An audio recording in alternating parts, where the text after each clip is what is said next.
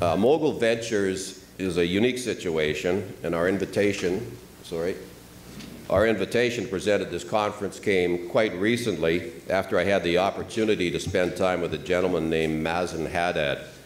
He's a director and a large shareholder in RGX Titanium, a company many of you have heard about, and will be presenting just before the break. Mazen is an investor in Mogul, and he's deeply involved with Jamul Jadamba, who is the CEO and is in the front here. Now you're wondering why I'm talking about a resource company. I'll get to that. Mogul's objective is pretty straightforward, and that is to become the world's largest high-grade open-pit tin mine in the world. And this is in Mongolia, so don't roll your eyes yet. Now, you're probably going tin, junior resource company, Mongolia, and then we've got the market that we've got. Why we got somewhat interested, and this happened very recently, is that Jamul and his father own 65% of the company. The $9 million has been invested to date at 25 cents. The family works in and has relationships at the highest levels in the Mongolian government. Jamul is a former mining-focused investment banker and was co-founder of the Metals and Mining Group at Rodman and Renshaw, and was recognized by the Mineral Resources Authority of Mongolia as the leading financial advisor to the country's mining sector in 2011. The Mogul's team's objective is to get into low-cost production as soon as possible while proving up the blue sky potential of the property on the longer term. The target is to be trading by early 2015 through an RTO concurrent with the raising of $7 million.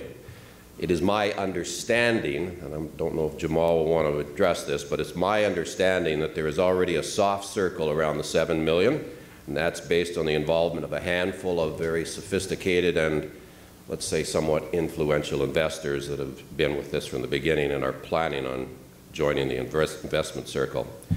So I think those are some of the advantages that Mogul will have as it fights the good fight, hopefully successfully. And with that, I'd like to introduce Jamul Jadamba, CEO of Mogul.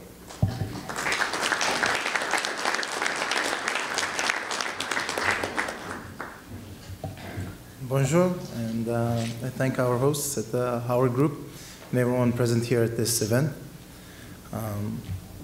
Certainly quite flattered to be the first presenter, and hope to pique your attention and maintain it through the rest of the event with some of the other companies that are presenting. So this shows the photograph of the property. As you can see, it's a vast valley. In the valley, there's actually probably about 500 million tons of coal. We're not focusing on that, but there is a value in the ground. I believe there's tremendous option value with the coal as it is energy in the ground. The main focus is metals, and the tin is out in the hills in the background of the photograph. This is a forward-looking statement. I'm sure you're familiar with this one. So a high-level overview of the company. Mogul Ventures is a Canadian corporation. It's a BC corporation. As pointed out, it is, at this point, majority owned by locals, which is, we believe, we're the only Canadian junior that has substantial local ownership with the project in Mongolia. We are pending listing on TSX Venture Exchange, likely in January of 2015. The asset is a 34,000 hectare mining license. I should underline mining license because it gives us rights to extract all minerals on the property. The property has several projects. The main one is the tin project. There's also coal, there's fluorspar, there are occurrences of industrial minerals. We do have a 43-101 compliant report, and should there be interested parties, it is available upon request. The main thing is, I will go into what makes tin exciting just after about this slide. But the point is, we have one of the best, highest and grade and largest tin projects in the world that we will look to convert into the largest operating tin mine in the world. And tin mining space is very small, but it is a highly interesting metal. Our location is very favorable infrastructure-wise. We have a very aggressive timeline towards feasibility and development of this project. projected economics on the tin project are unbelievable. We are looking at, even at the small 500 tons per day operating profile, 18-month payback, projected gross margins are 50%. The management team is composed of North Americans and Mongolians. Stephen Khan is the experienced, gray-haired person in the room, if you will. He's been around for a long time, taken a number of projects from inception through to trade sales. His latest venture was Strathmore Minerals, recently sold to Energy Fuels. He's done some very interesting transactions with Asia-based conglomerates, including Sumitomo, KEPCO, etc. Myself, I'm the CEO, president, and director. I'm a native Mongolian, born and raised there. I was educated in the United States, went to school in Boston, then graduated at Stern NYU. Actually started my professional career at a Canadian firm, CIBC, when they had purchased Oppenheimer. Previous to Mogul, I started the mining group at Rodman & Renshaw, and I advised mining companies as well as governments of Mongolia and Russia on investments. Mogul was founded 3.5 years ago, including partners such as Mazen Haddad, who is also affiliated with Argex, that is also presenting. Henry Park is a director. He was chief commodity strategist for George Soros. He did the same thing for Thomas Kaplan at Electrum. Then he ran another Soros venture and currently is focusing on principal investments. He's a very good, high-level guy to have on the board with very interesting insights in the commodity market, and he's excited about Mogul and he's excited about dynamics in the tin market. David Terry is our chief geologist. I think he's being modest with 20 years of experience. I think he's closer to 30. He's worked on many projects in metals and coal as well. He's in charge of all our technical programs. We also have a proposed chief operating officer, a gentleman named Bill Williams. He was CEO of Orvana. He's not officially with us, so he's not here. But he has put 2 mines into production, and we look forward to having him on board after the IPO. Puji is my brother. He's my older brother. He has been in Mongolia as an entrepreneur starting in 1990s when the market really opened up in the country. He was a partner in the first commercial gold mine in the country, took that from exploration through to production.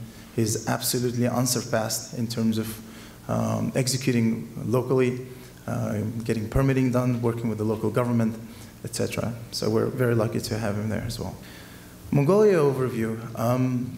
Mongolia is actually not too dissimilar to Canada. It's a vast country. It's almost the size of Western Europe, and it has a rising behemoth to the south, which is China. Mongolia is currently, and I think for the foreseeable future, will hugely depend on its natural resources to grow the country. Despite some headlines that you may see, it is a very stable country. It is the only functioning democracy in the region. There are no catastrophic risks in Mongolia. There are no religious or ethnic conflicts. There are no tropical diseases or tsunamis. There could be a parliamentary gridlock, which is a feature of a functioning democracy, and we do get that once in a while, as you do here in Canada. It is a mining-friendly jurisdiction. Over 60% of foreign currency earnings in the country are generated by the mining and extractive industries. 80% of success in investment, they say, is based on getting the macro right, getting on the rising tide. And this is very interesting because we are in tin. Now, tin is a supply story. If you look at this chart, you can see that starting from 2007, in exception of 2009, there's a physical deficit of tin, meaning less being mined than it is being consumed. So the market has been balancing it out by dipping into stockpiles. The world stock ratios right now are at a 40-year low. On the bottom right corner of this table, it says there's about 3.4 weeks of tin consumption in warehouses of LME producers and consumers. There are very few commodities that are in the same position. Tin is used these days. About half of consumption is in electronics. It's used as a welding, for welding electronic components. So all of you are carrying some tin in your pockets because I assume most of you have telephones and other electronics on you. Another component that's been rising for tin is chemical use. I will be happy to go into it in detail on one-on-one meetings. But that percentage of tin that's being used in chemicals is increasing because it's a highly interesting chemical element. It is benign, it's non-toxic as compared to lead or some other metals. So going back to the supply side, on this table, these are the 10 largest tin producers in the world. There is about 290,000 tons of mined tin produced currently. And these guys are producing about 230,000 of it. If you look from 2011 into 2012 and into 2013, you can see that in aggregate, the volumes of mined tin production among these guys are declining. And this is despite fervent M&A activity by these guys. And the reason is very simple. Over 50% of mined tin comes from underground mines. Very high capital costs, and you need certain grade in order for these operations to be profitable. Most of the 10 producers here, in Exceptional Metal Chimique, which is actually a recycler, they're running out of good ore. When I was at a tin conference in Malaysia in May of this year, Yunnan Tin, which is the largest tin producer in the country that is the largest tin consumer in the world, said that they stopped hoping to find more tin in China. In other words, they don't believe there's necessary grade in China. They're looking at Myanmar, they're looking at Australia, they're looking at other places. Now, in order to produce a ton of tin from an underground mine at 1%, your costs are $20,000 per ton of tin. Currently, price of tin is somewhere around $19,600 per ton of tin. In other words, for a lot of underground mines, currently it's not profitable. In fact, 90th percentile costs for tin is $15,000. In other words, 90% of tin production would break even if the price goes down by another $5,000 per ton.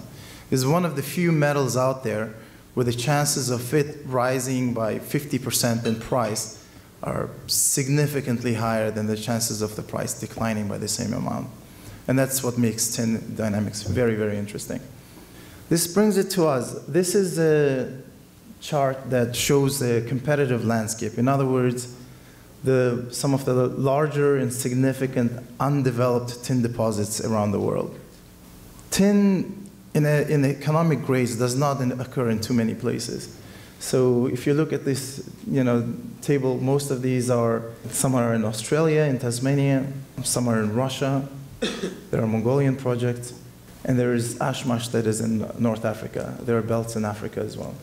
Now the horizontal line is the amount of resources reported by these various projects.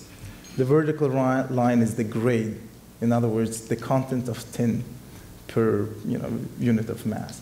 The green dotted horizontal line is the minimum grade you would need to break even on an open pit operation.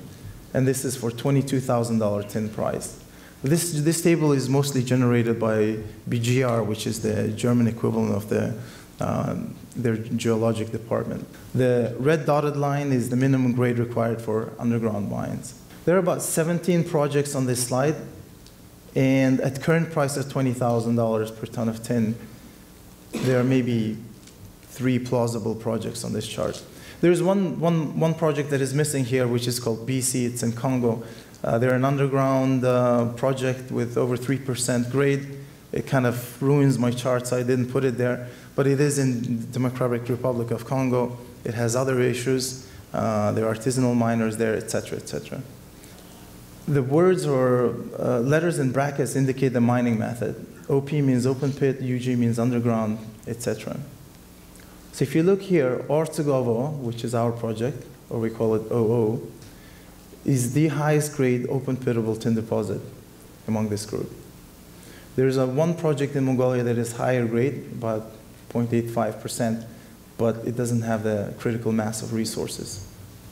Now this is very important because for an open pit tin project, expected cash costs are $10,000, not $20,000, which means even at current prices, when underground miners would struggle to break even, we would be making close to 50% gross margins.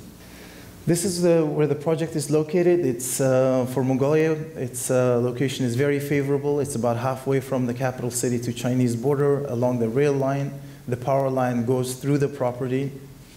The picture below shows the ore itself. This is an example of coarse, high-grade cassiterite that we have on the project. The overall system, this is an area of 3.5 by 4 kilometers. There are 8 known ore zones. Historic work focused only on the outcrops, the northern, central, and eastern zones. The historic report shows a resource of 39,000 tons of tin at an average grade of 0.65%. If some of you are familiar with copper, this is like having 2% copper in an open pit. We believe that in the system in total, easily there are 100,000 to 200,000 tons of tin at similar grades. And that's where the upside comes from. You know, on the financing and the capital structure, you can talk to me individually. I won't dwell too much on it. But let me talk to you a little bit more about our plan. So our plan is to focus just on the eastern zone, which is the highest grade compact zone amenable to a single pit. So the idea is to bring that zone into feasibility within the next 15 months and move it directly into development and production. We already have our mining license. There's virtually no permitting risk. Given sufficient financing, we could have one of the best open pit tin mines operating in 2 years. I think that concludes my time. Thank you very much, and please feel free to approach me individually.